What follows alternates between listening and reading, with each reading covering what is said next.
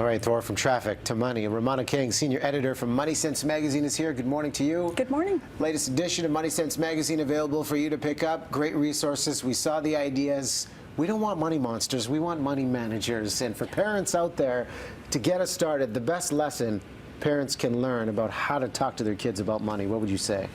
I think the greatest lesson is to be open and transparent, to actually talk about money. And I think it's one of those things we get very intimidated about, like, I'm not doing it right, I don't want to pass on bad information or bad habits to my kids, so I'm just not going to talk about it at all. And what we've understood at Moneysense and through our experts is that that's the worst thing you can do. The best thing you can do is just to be open and transparent. And if you don't know, make a commitment to your child and yourself, I'll find out. And it doesn't have to be complicated or complex. Well, there are plenty of habits to introduce for several age groups. So let's take a look at, if the kids are between 1 to 6, what are some of the ideas that you can incorporate to get them thinking about money? And this is what people don't understand, is that that is an age group where kids can learn about money. And one of the easiest ways is just to show them money.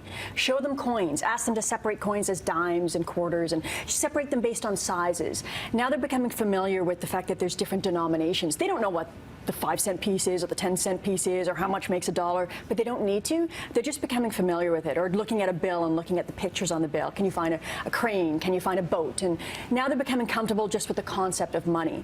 And then what you can help them understand too is that it grows. Get them a little clear box or a basket and put the money in, and then give them money next week and put the money, and they start to see it actually growing.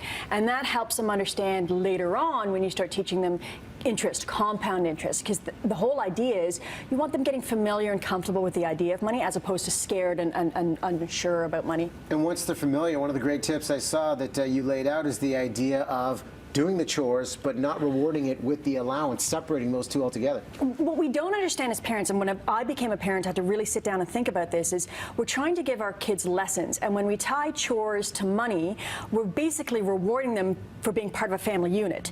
And that's not the lesson I want to teach my kids. I want them to understand the importance of being part of a family unit, part of society, contributing, and those are chores.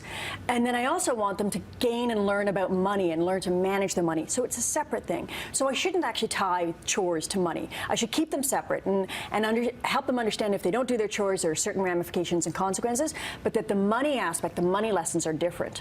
And how do you link it all together when it comes to money, time, budgeting, and allow them to be in control, especially when it comes to breaking down expenses of what is necessary and what is a luxury? Well, one great thing that we have actually suggested to our readers to do is just to show them your spreadsheet or your budget. And now, I understand not everyone likes to get out their Excel spreadsheet, or not everyone does an Excel spreadsheet, so you don't even have to do that.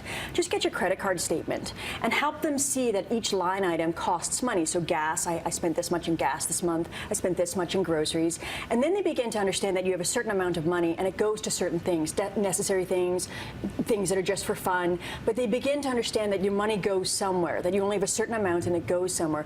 That helps them understand budgeting. And then you can, as they get a little bbit older, maybe they're 7 years old now, 8 years old, 9 years old, you can actually start giving them responsibilities. Instead of making their lunch, give them an allowance for lunch. Say, listen, every week we're going to give you $20. You can choose to take $2 for the 5 days you're at school and buy pizza. And at the end of the week, you have $10 left. Or you can choose to buy groceries, you put it on our grocery list, and maybe you only spend $1 a day on the groceries when you make your lunch, and now you have $15 at the end of the week that you can choose to spend on whatever you want.